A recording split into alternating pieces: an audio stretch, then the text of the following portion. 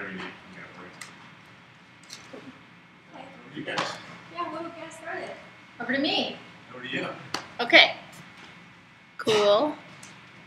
We're going to do this. Present online. Start presentation. Hopefully. Okay. Well, I'm Sonia. I do data and targeting for what's called the New York Civic Engagement Table. What that is. Hello. This is me. This is how you can reach me. If you have any questions about the data that we're putting together. So what I'm going to help you do is compile the data that you would need to throw into the back end to get all that jazzy stuff. I can't do any of that other stuff, but I can do this part. So that's what I'm going to show you how to do. The collaboration I work for is a whole bunch of grassroots organizations. They try to up the vote of people who usually don't participate in our society's electoral leadership and just general civic engagement. Those are some of the groups that we work with. So, what you would need to do to get that major file at the end, which is three data sources, and I'll go through how to get each of them. The first is you'd have to get the MTA subway station data. So that's just the list of every subway station and then the geocode for each station. We all know what a geocode is. The next is then you have to file the shapefile for the census tracts. Everybody knows what a shapefile is? Right? Okay. Please do ask if you don't know something. I'm sure a lot of this is much more basic than where you guys are at. And then you need that table of the household income by census tract. So that'll link up. That way you can get all three pieces of information all in one place. Any questions? Okay. First thing, how to get... Yeah. When you say like geocode files, we are assuming every subway station is actually just one file, right? Like, yeah. Because so, some of the yes, absolutely. Have an entrance and an exit. Right. So what I did for this is I just used all the entrances. But there might be a couple of different entrances for one. Yeah, each of the MTA has one what they call the main entrance, and then they have a bunch of other like entrance and exits. Census tracts are big enough that they're probably all within the same tract. Okay. But if you were doing like block, the census block, which is the lower, like more granular piece, you would probably want both the exit and the entrance. I assume for this they use the MTA's, what the MTA designates as the main entrance for each station.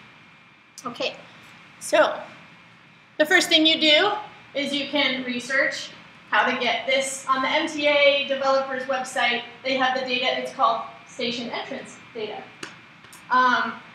In this was the closest thing I could find to what we needed. What we really wanted, because they aggregate it by line, you could look at just the F line and every single station and then all the geocodes and then all the income information.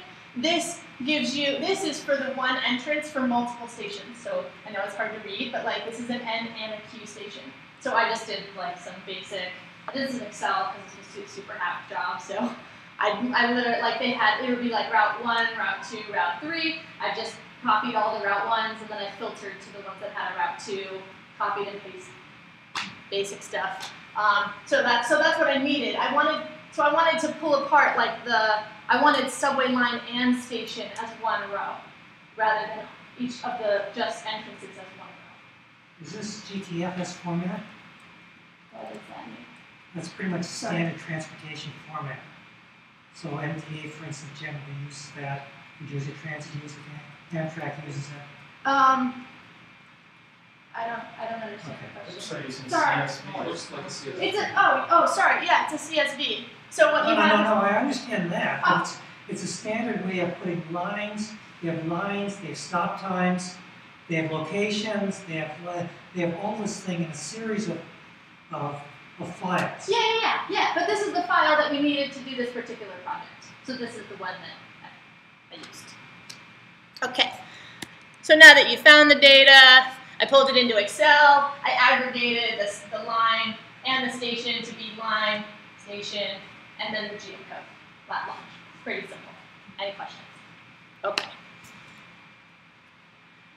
Then you can just pull this into QGIS, which is like open, free software. You create a layer with a delimited text file, and then you tell it X field is the longitude, Y field is the latitude, and then have it, like your file, blah, blah, blah. Save as a CSV or tab delimited. In this case, it's delimited, so it was easy. And then what it'll do is map it for you right here. If you don't know QGIS, we have a session on Thursday. Yeah. QGIS is amazing. I also have ArcMap, but I honestly find myself, which is, hey, it was more expensive, blah, blah, blah, but I can do 99% of what I need to do every day in QGIS. Okay. If you had latitude and longitude as a way to method of geocoding, so you could have just like done a scatter plot in Excel and got a map that looks like that. Could you have? I don't know. Not in my Excel. Could you? I don't know. Oh, you mean a scatter plot, like literally a scatter plot. But wait, wouldn't Yes. you have minutes and seconds? Wouldn't that be harder for Excel to do? Yes, but I mean, you could do it in Excel. However, Excel won't be able to do the next step. Oh, okay. So, But actually, you want to have that, you want to get around that problem. There's a thing called hamster net. This links to Google. And what it'll do all the transformations. So you do minutes to seconds or pure decimal. You put it in once, it'll do all the translations for you. Okay, so it'll, I guess one of my things, you could definitely do the decimal. let's not go down the rabbit hole. Okay. Shapefile of census tracts is the next thing you need. Because you have it mapped, you're ready to go. What you're going to do next is find the shapes of each of the census tracts, and you're going to put them both onto one map, and you're going to do what's called a spatial join to tell, which will then spit you out a shapefile that gives you each of the tracks, each of the subway stations information appended to your shapefile. Does that make sense? Okay. So the way that you do this, you download the 2012 census tract shapefile, which is at census.gov, blah, blah, blah. Make sure that it's the 2010 file. They change them every 10 years. There is a conversion you can do. It is not fun. I have done it. And make sure that it's tracks. Track 10. I don't know what track 00 is, but track 10 worked, so I didn't look into it any further.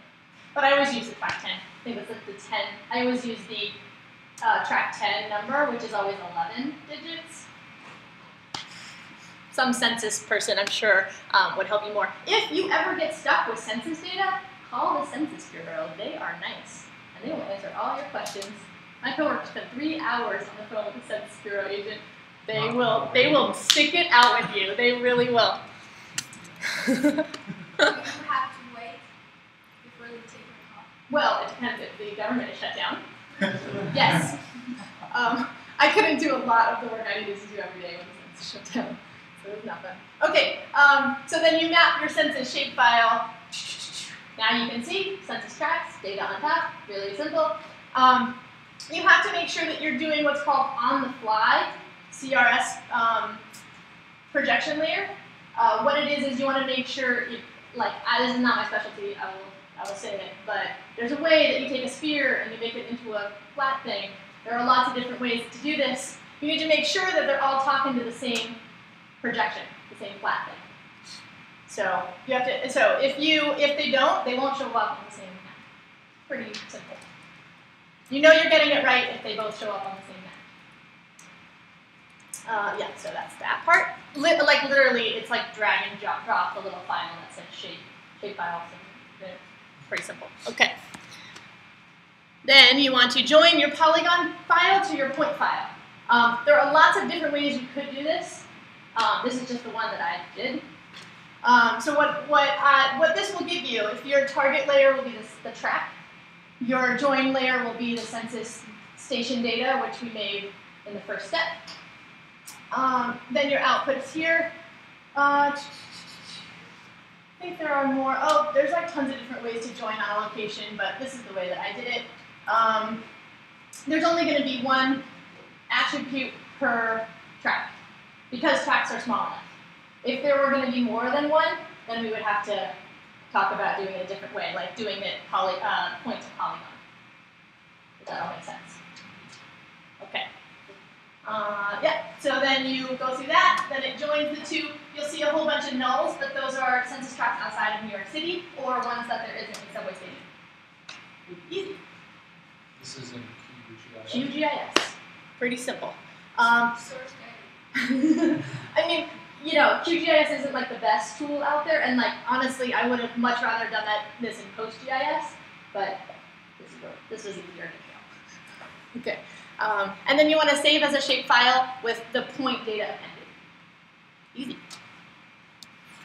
Okay, next thing. Find your table of household income by census tract. So all we had was the census. All we know now is what census is assigned to it. Now we want to know what that income level is at each tract. Some of the census shapefiles will have some of these really basic numbers appended. Mine didn't, so this is what we did. Fact Finder 2, one of the best things you can do to find census data. The other big one is Data Ferret. This was like a really simple table, so it's quicker to get in Fact Finder 2. So you go to Fact Finder 2 census.gov, go to Advanced Search, which is the screen before this, and then what you want to do is when you select geographies, you'll go down to the census tract level, and then under here it asks you for the topic or table name. You could just start typing household income, or the table I used was S1901.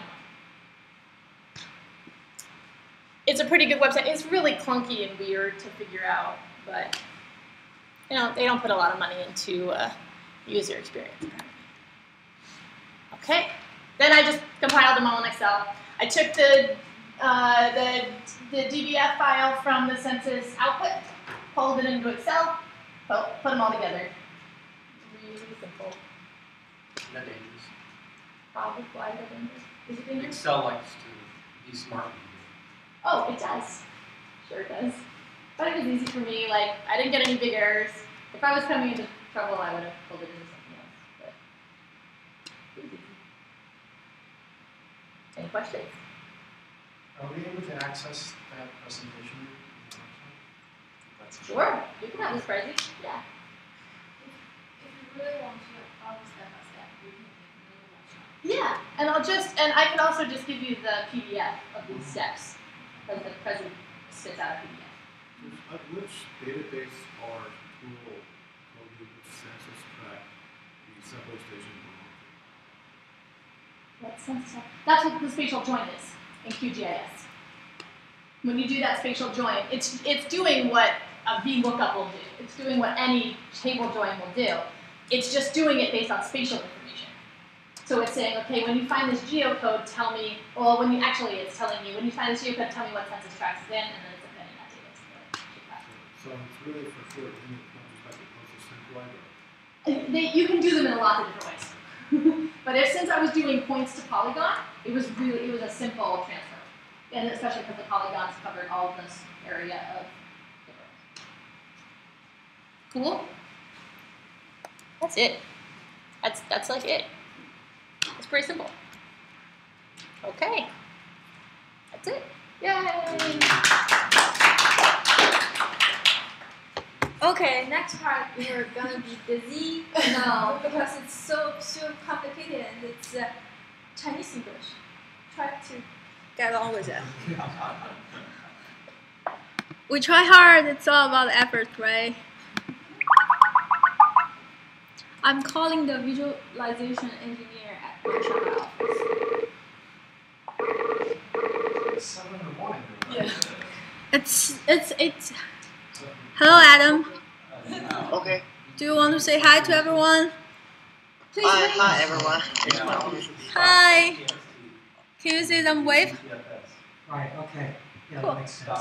Okay. Okay. Yeah. Let's get started. Do you want to share your screen? Okay. Wait a minute.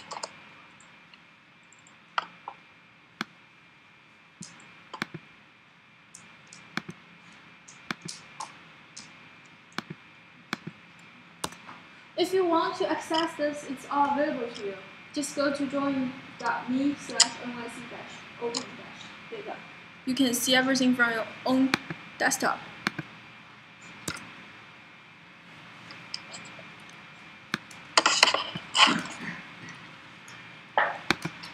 Okay, have you seen my screen?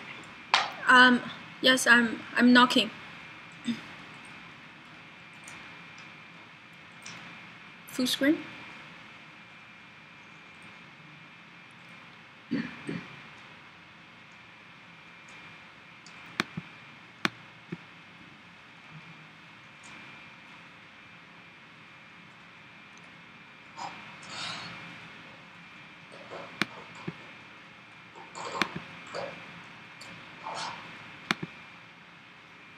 Okay, ready? 1 second. It's slow. Yes. Yes. Try to close the Skype window. Yes. Okay, cool.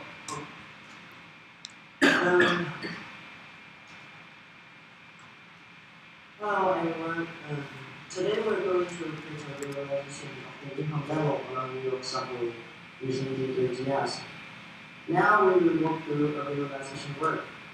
We will learn and discuss how to put the work to demonstrate the income level along New York subway. We include the need for people API, then the ideas and organizational approach. And first, we should demonstrate the realization. At the initial stage, after looking at data and income data, the map here shows New York map. On the New York map, all the subway lines are shown. And when you click a line, the income curve was drawn. The curve lines all station income distribution. And the background of this curve was divided into several parts by the station's content. On the map at the same time, only show the current subway map. Then when the mouse over the station point on the left, the drawing prepared then show the detailed information of the station. At the same time, the map showed the position of the station. The complexity of the work mainly focused on the data operation, so please pay attention to the flow of data carefully. Okay, the realization is mainly composed of the following several sections. Data section, including maps and income data. In the chart section, including the access, background, label, path, as well as the corresponding data. And we can generally build the people API like the scale, access, and line. Map section contains the map of New York, the subway map, and as well as the position of each station. We can use DB projection data to accomplish. In our work, chart and map display is limited, so we still need to rely on some of the properties, such as ID plus, to link the two sections.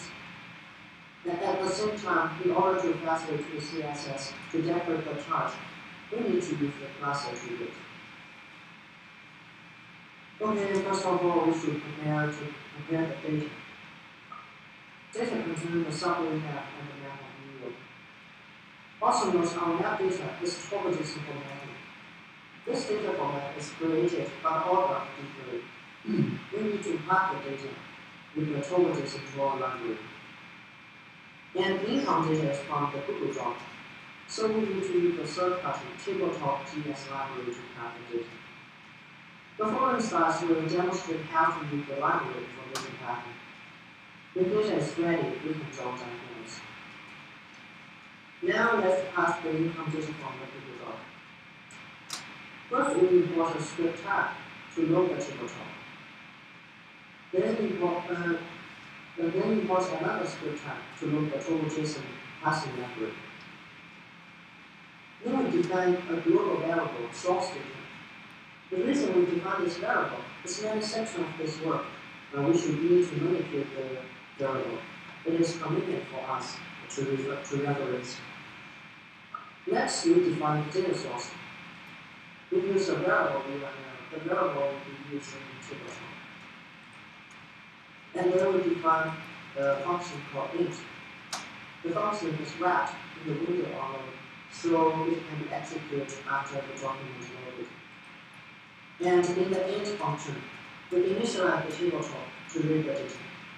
Then the table top int method takes 3 parameters. The first parameter is the data source we defined before, and the second parameter is the data source is callback function. The callback function will be executed after the data pattern, and data will be passed as a parameter. So we can put the drawing function here, and when data is ready, we begin to draw diagrams. Here we define the show at the drawing function. First, we will assign the path data to the global variable source data. Then we can get the local source data, draw a chart with the immediate instance of drawing. The data tabletop path as shown in the figures with the JSON data. Okay, when data is ready, we turn to map section here. Here we use the secret and the subgroup data. The DBGA pattern and DBGA pattern, these two APIs to create the map. Then the data API can be used to load the map data. And then we use as an SVG path to display the maps. Okay, now we begin to explain the map drawing in detail. First, we use the projection API to define the projection of the map, including set up center of the map and skewing and build level. Then we use the path API. The path was generated according to the projection. So we can put the path into the page. Okay, pay attention. If we don't specify the center and the translate, the current center which defaults to latitude and 0 degree and longitude 0 degree. If translate is not specified, returns the current translation offset which defaults to 480, 250. Why this thing?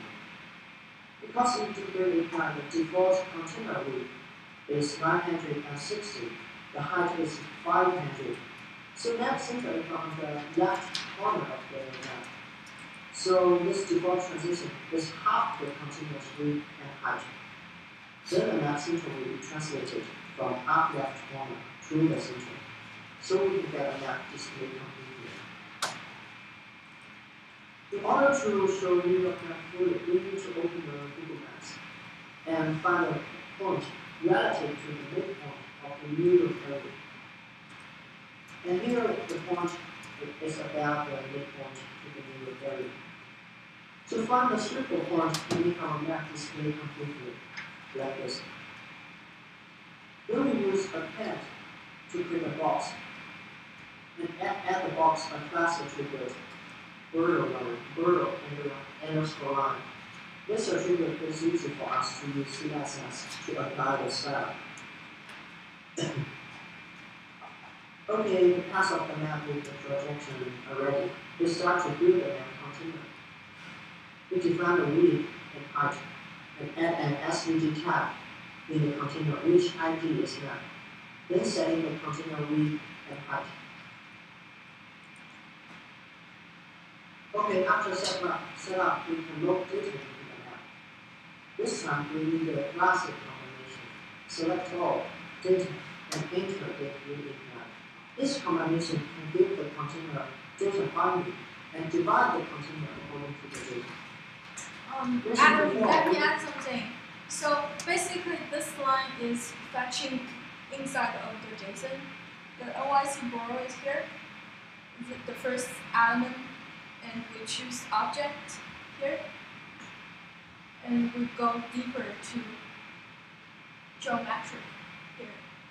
That's how you can get the object you want. Keep going, Adam. Okay, we need to use, here we need to use the properties object method to pack the data. And this method takes 2 parameters, and the first parameter is the income data's root node.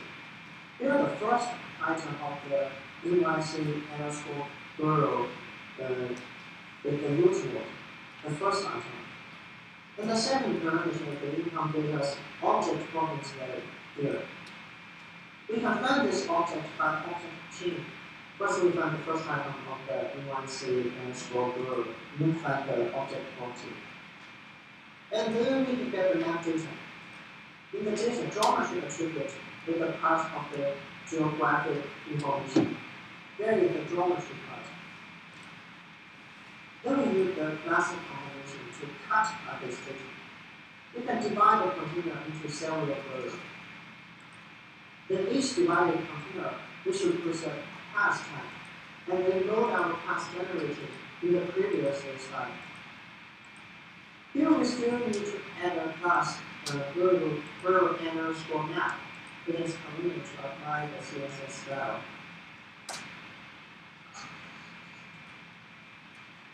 Okay, after we make new look map, we do the same thing like the subway map. First, we create a container and set the container class map underscore lines. Like the map made before, we still use the combination of the classic select all data enter combination, and then use turbo.json object to pass the subway line data. Here, the subway line data is.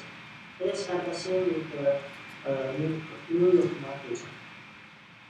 Just like before, we should divide the container and put into the pass tag and set the pass key attribute we will make it. It is a little different in that here we set up two classes. The map line is used to help us operate all subway lines, such as apply styles to all lines and hide all subway lines, etc. And line plus data properties root ID is to help us locate a specific line. Then we can find this line during the underscore ID. Then apply the styles to the specific line or do some other operation, etc. Then we add some style for the subway lines, like a hue, like the opacity, and the stroke right, stroke like before. Okay, Adam, Check. Adam, can you take a question? Yeah, can you come back to, we just want to talk about the styles, why we add the styles to Can you go one slide back? Yeah. why do we need to add styles? We could add to the class, we could add to mapline class, we could add to mapline class all CSS properties as field, opacity, and others. And then we don't need to add as styles just. So we already in a CSS class, and we could still collect performance and also save some. Can you hear him? Yeah. Can you come over? Sorry, it's hard to hear. Would you mind?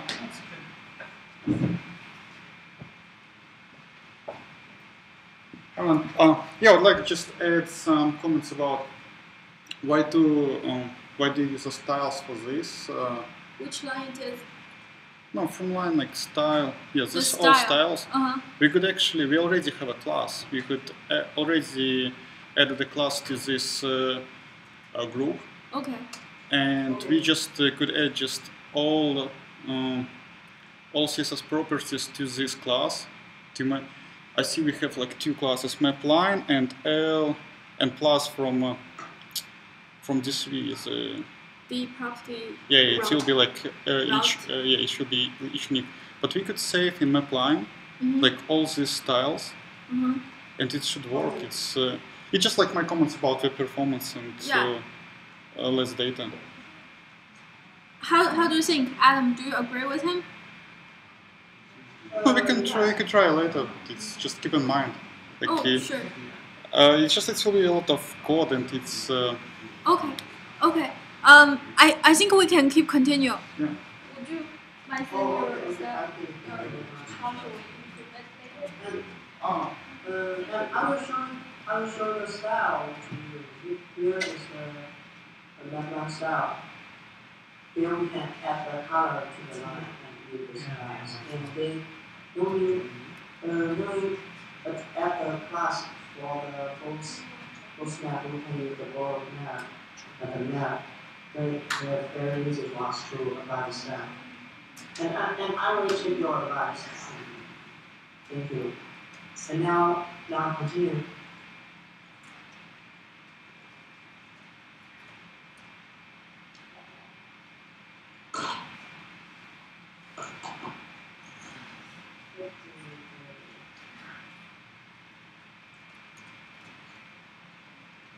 Well, after we make the map, we begin to add all of the stations and the map. And for this time, we will need to use the table class data. The data is stored in the global variable source data here. And after we divide the container using the combination of the classic method, as select all data entry, we should add the circle tags in it. And so how many stations are how many circles here? Notice, however, the position of the point is coordinates on the map.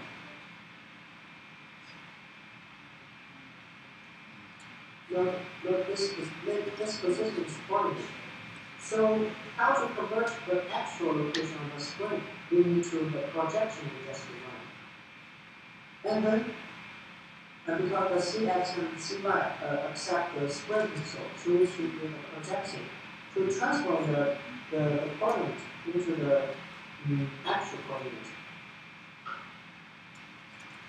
During the projection, we transfer the coordinates into pixel coordinates, and then we can use Cx, Cy to set the position in point location.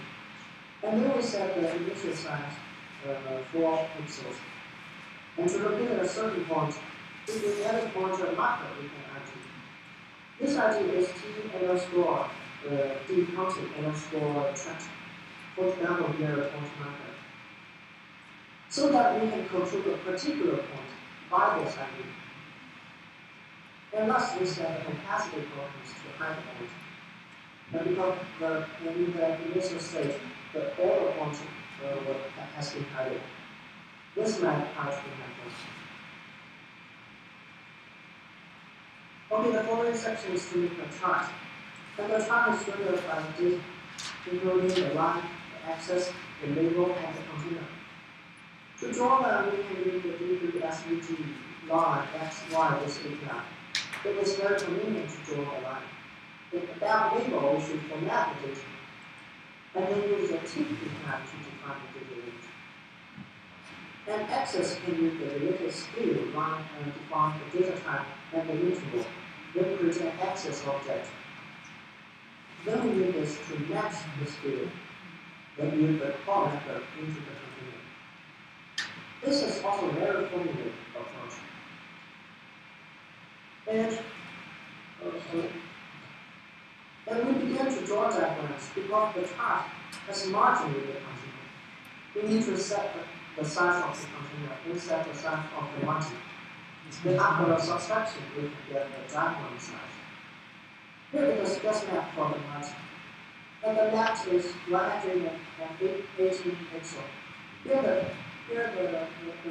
margin is the path from the tip. Here is the tip. And here the top margin is 30 pixels.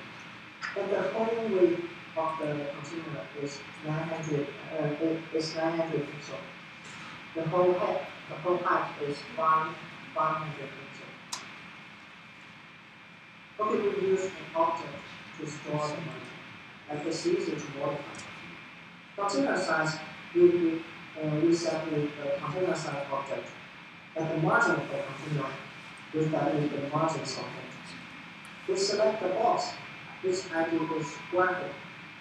We can SVG tag as a container, then set the width and the height. Then we put the chart into the container. We append a G tag. Because the SVG is no margin concept, so we need to translate automatically. Then we translate at the margin left, and margin top. Then we use the variable chart to store this container. So because we will use this, after we draw the map. And then set the container ID attribute to the type. Okay, then we define the data scale. Understand the data scale is very important. So first, I will explain how about the grid has related to the scale work. And a scale is used to determine the position of the data in the chart by the data set. The scale line API describes the data is line. The function of the range match the actual picture. The domain function is to stipulate the scope of the data. Operating with the grid, you can learn that what is the position of the specific data in the chart. Here, for example, here we have the data. X equals to 5 and Y equals to 0. And here is the line, and we can call it a line chart. And now I should get the position in the line chart. I should know where the X is, where the gap Y is. For example, we can define the range 0 to 100 pixels. Here is the whole range of the line. And this is the actual pixel range. The domain is 0 to 10. This is the data scope. I think the data scope is between the 0 to 10. So when we use the data is 5, we use the scale, we can get 50 pixels. Here we got the position of the X in the chart. When the data is 0, we use scale and get 0. We got the position Y in the chart. So here is the scale used to. And so here we should use the scale. The stop scale set the number of the stations in a line. We think the maximum number is 49 points because a line has the maximum number of the 49 point station. Then the width is less than the width of the container. This is the actual pixel. And the income scale set a certain last income, and here is the income. Now we set to $230 as maximum height can't be more than the chart size height of the container. This drop scale and income scale is very, very important. So please pay attention to this. We will use it several times. Remember, X, the stop scale represents the X axis, and the income scale is the Y axis. And then we define the access period. Attention, this data is formatted to be separated by the comma for each grid member. And we can convert the 10,000 to 10, 30. And we can use regular expression to finish this one. The x-axis, we use stop axis. This data is formatted to be separated by the comma for each. We should use the degree axis to create an axis. Then use scale method to load the stop axis we defined before. The y-axis we use income axis. In addition to axis position, default is under the chart. Here is the chart and the position is under the chart. This is the default. Then we use range to change the direction to left, and left is the y-axis here. Take format here and format the data display. So we should use the format member function. And this function uses regular expressions to replace the data to be separated by the comma. And tick padding is to define a padding between ticks and axes. Tick size can set the inner and outer tick sizes to the specific value. After this several operating operations in this way, you can set up vertical axis here. Here is the vertical axis. Okay, after I established the continuum, we began to draw curves and the points on the curve. So we got the points on the curve representation. So we can build a container to build them. First we build the container G. And then with the global variable source directly. We can simply draw a point on the map. We use the combination of the classical select data enter. Then divide the container and add the point. Here the circle track on behalf of the solid backplot. And therefore our subsequent operations can be exposed to the position container at the global variable. So we can use the line box to use the variable. And the draw method, the draw the curve method is very simple. This is the degree SVG line in this method to draw the path curve. Then we can add the path and get the D property for the generating path.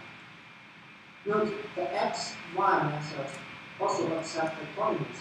So we can use the skew in this line and turn the data into the position. And we can set the X axis to the stop axis. We just define it. Then we copy data calculated by the data's position, and we can get the X position. And for the Y position, we should use the income scale we just defined. Then the income data will be calculated by the data's income 2011 attribute values. Then we got income data here. Here the interpolate. If the interpolate is specified, set the interpolate mode to the specified string. There are many types of interpolates that specify string, and here we use the cardinal to specify the length. Here the length is cardinal. Okay, the curve path definitions, and we need to draw the curve on the graph. And look at the chart diagram. This chart diagram divided into several parts according to the concept. There is a difficulty, so we will explain it in the end. Now first we can set up a container for this.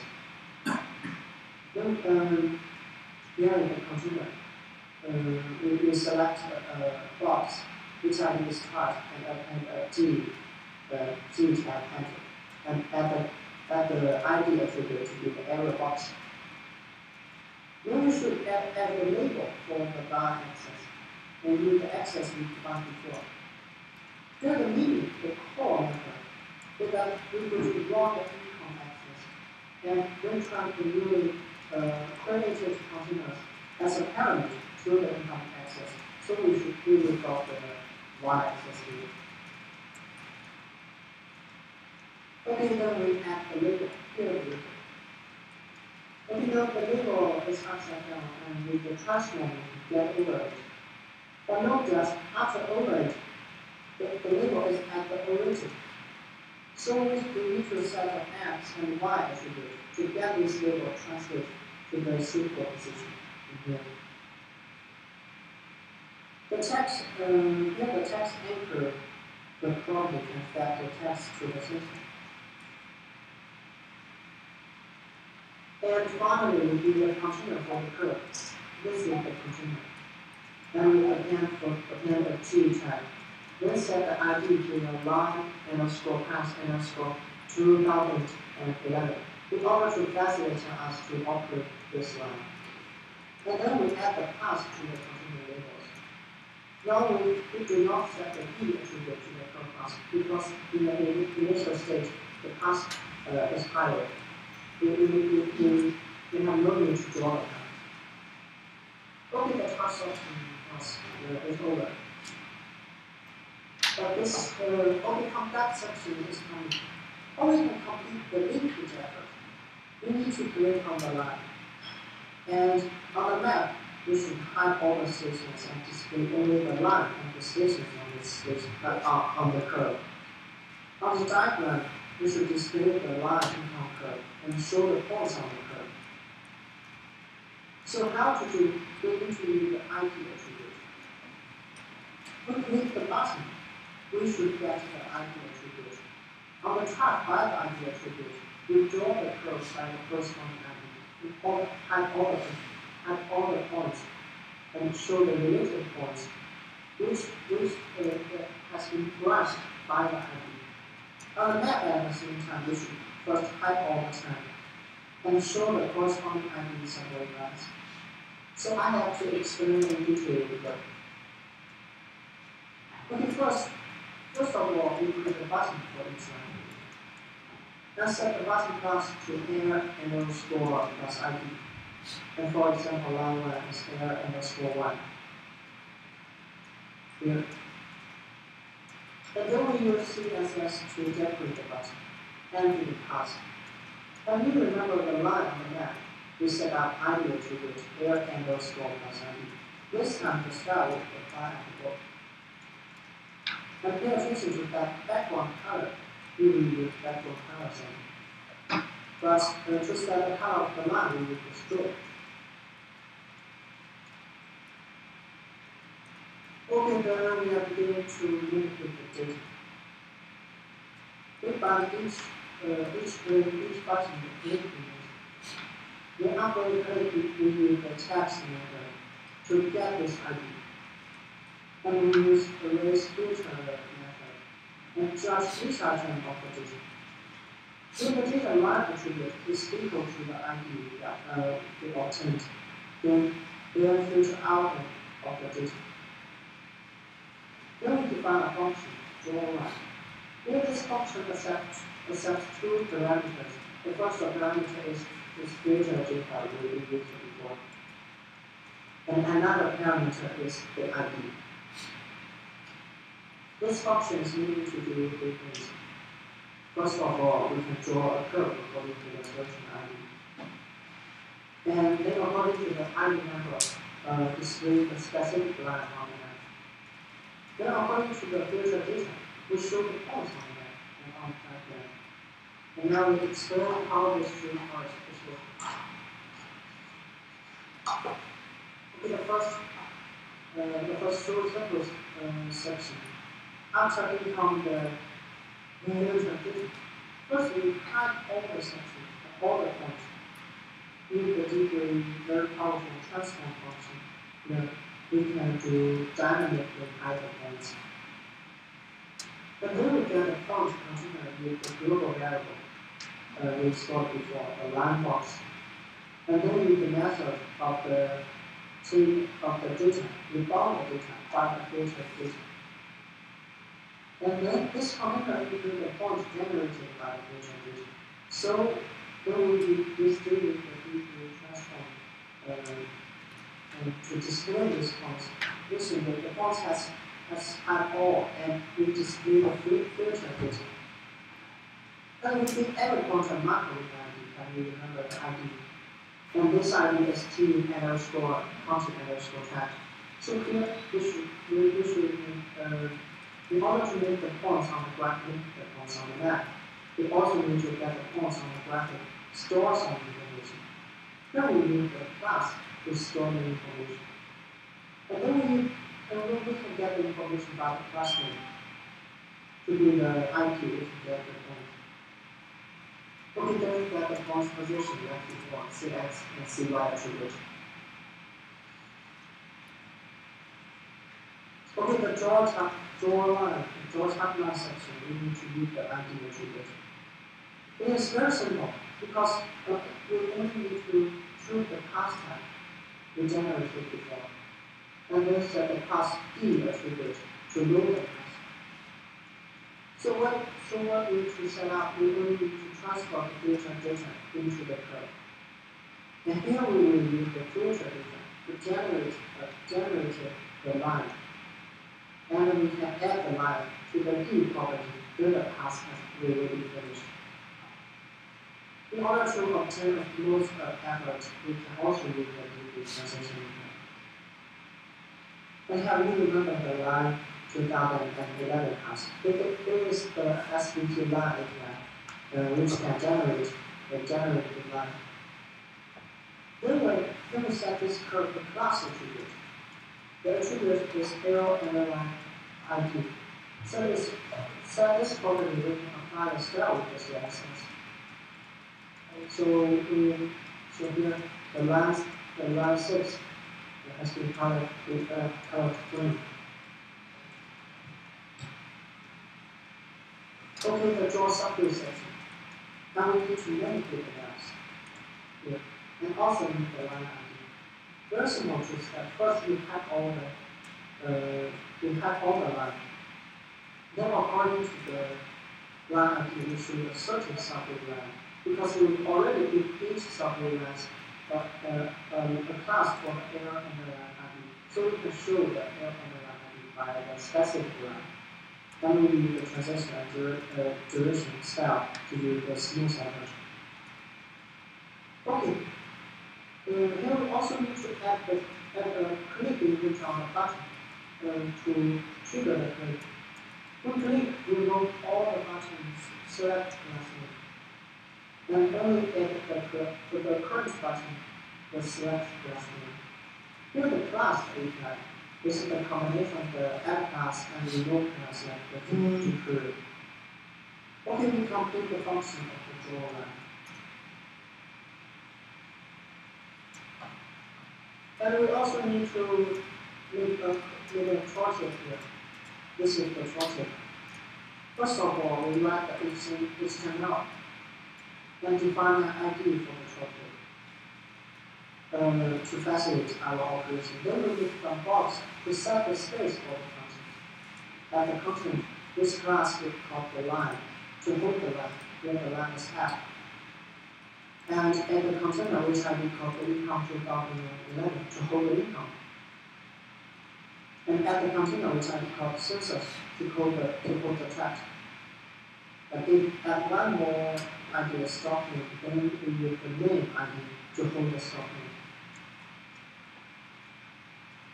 Okay, then we make the mouse over effort. Each point on the graph, we add mouse over and mouse alternate. When mouse over, we do the following operations. First, we should display the content. Then we should figure the point on the front and fill the content. Then show the point on the front. When we mouse out, the point should be hidden and the total should be hidden. Then we complete this detail of the interactions. We mouse over, we use this to record the print point. And the first step is to use the transition to bigger the print. And then treat the throttle. We set the position of the throttle by the mouse coordinates. The mouse coordinates can get from the D3 event Ajax and D3 event H5, so we can get a mouse position here. And after we can make a 3D method with the transition, we set the opacity to 1. In the second step, we treat the box in the throttle, which I did is name, then fill the content by the d name. Lastly, we choose the throttle, which class is line, and fill the line ID. We treat the throttle, which ID is income 2011, to fill the income. But you should mention that the income 2011 data still needs to be formatted, so we also need the format name function. Then select the box on the throttle, which I attribute the census, and we use the D track without to fill the content. The last step, we choose the corresponding point on the map. Okay, but before we store information here, we need the class to store the marker's ID. Here, this class name and more, that's the class name value. And that is the ID T underscore content underscore track we stored before. So we can use the ID marker and class this to find the specific point. And we use the transition duration to fit in this point. Okay, then we make the mouse off point. When mouse out, we should first remove the transition to hide the content. Then we select this point and narrow it, smaller this point. But then select all the points on the map and hide them. Okay, then point on the curve, mouse over and mouse out arrow is completed. Finally, we complete the most complex county division. Here we divide an area according to the county. There is no doubt we should use the classic select data enter combination here. So we need to make out the data for the API to use. Because we don't have the data of the county and the point distribution. We look at this picture. To divide the area, just need to know which point the county begins, and how many points the county occupies, and last, the county's name. So here we should produce this data. Now continue to process the data. Our idea is that the travel zone has filtered data, and when we meet a new county, push a stored array, we record the current point index. The county remains the same.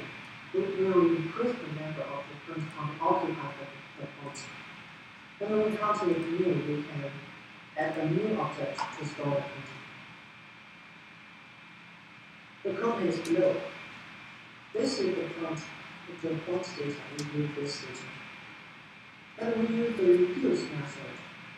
We define an empty array to store this result. The reduce callback function, we receive three parameters. The first is the number we use to store, and the element we traverse, and the index of the element. The first element, due to the length of memory vary, we create a new object to store the first content. This object's property starts on behalf of the current index. So we can know which point the county started. The county property on behalf of the county ID. In the span representative, the points occupied, and we can set the initial occupied number as 1. And continue to travel this data. We can earn when the county remains the same, the span property can +1. And then when the county change, we can push this new object. So that we finally got the data about the point and the country, the distribution, the scale. Very good data. So next is very simple, and we took the error box container we established before, this error box.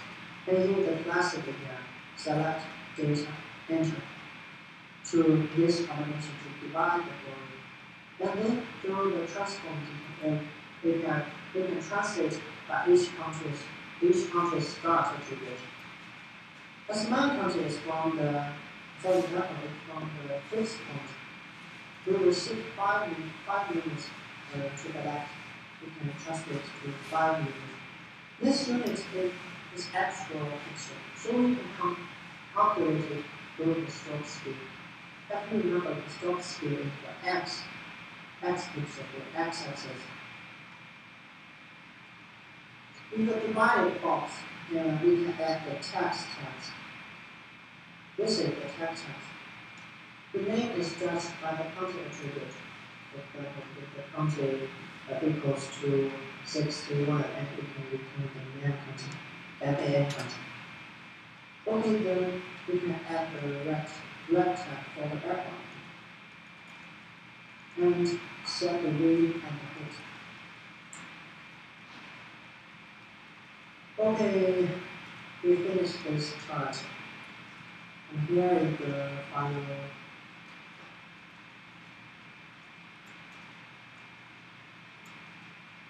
Okay, have you have any questions about this chart? Any question? How many of you can follow along? Yeah, it's okay. How much percent you understand? Do you understand everything? Like 7% maybe. How about you? Right? I'm just trying to get the general concept. John? Yeah, I was okay with it. If I wasn't recording it, I would pay more attention. How much you understand now? I was like, yeah, I love it. How about you? Job's good. Not much. How much? Okay. So come to more preliminary workshop later? Yeah. How about you, Jennifer? 50%. Wow,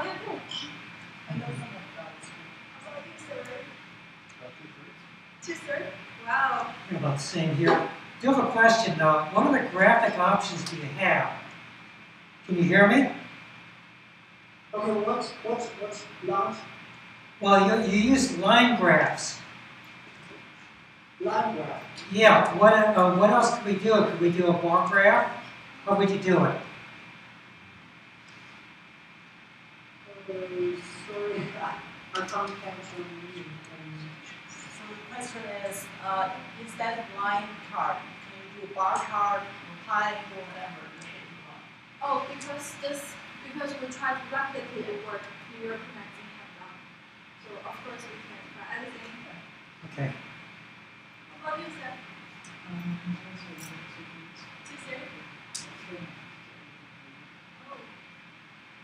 Almost like anything like that.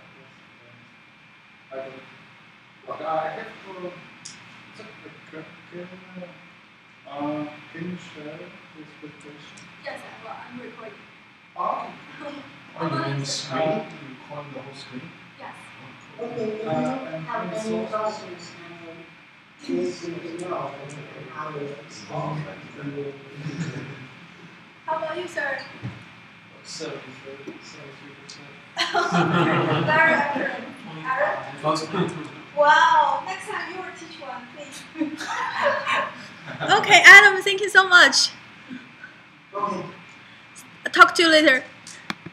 Okay. Thank you. Bye, guys. Bye. Everyone, can you see them? Yay.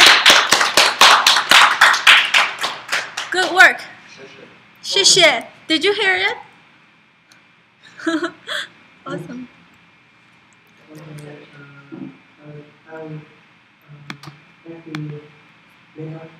Yeah, we will talk later.